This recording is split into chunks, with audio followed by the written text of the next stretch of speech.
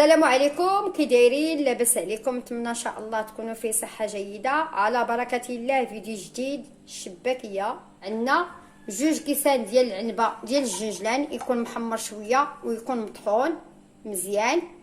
وعندنا جوج معالق ديال النفع، يكون محمر ومطحون، ومعلقه ديال حبه حلاوه تكون حتى هي محمره ومطحونه. وعندنا قبصه ديال الملح ديال الملحه، وقبصه ديال الخميره ديال العجينه، ومعلقه ديال القرفه.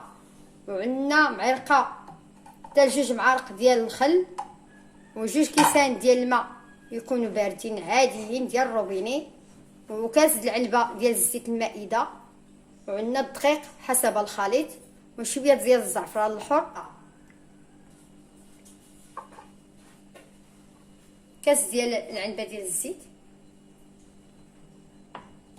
كاس ديال الماء،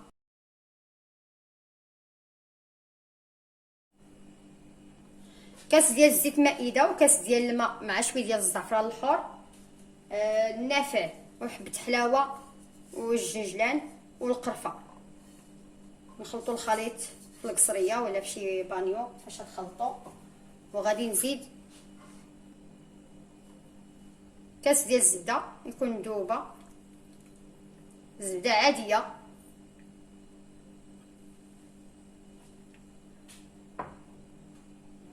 كاس ديال الماء، يعني جوج كيسان ديال الماء، شويه ديال الملحه صحيح الذوق،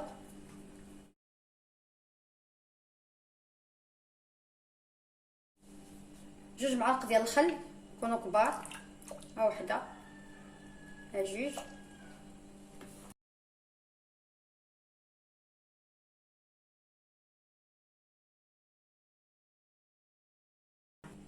غادي نزيد الدقيق. العجينه خص تكون قاصحه ما تكونش رطبه.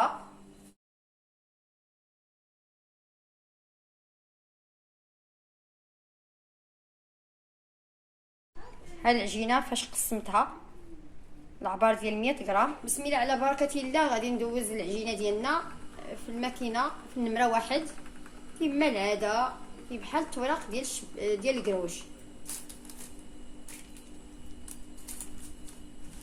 ونخليها حتى ترتاح تنكمل الكميه ديال العجينه ونخليها ترتاح.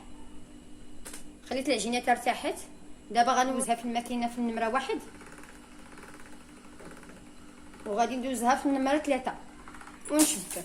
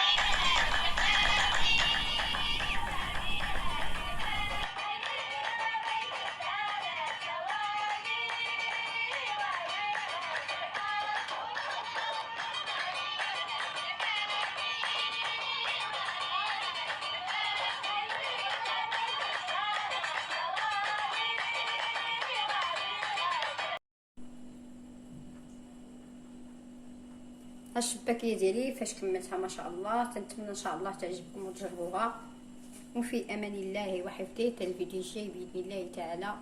وشكرا على المتابعين ديالي في القناه، ونتمنى الله يكون الجدد.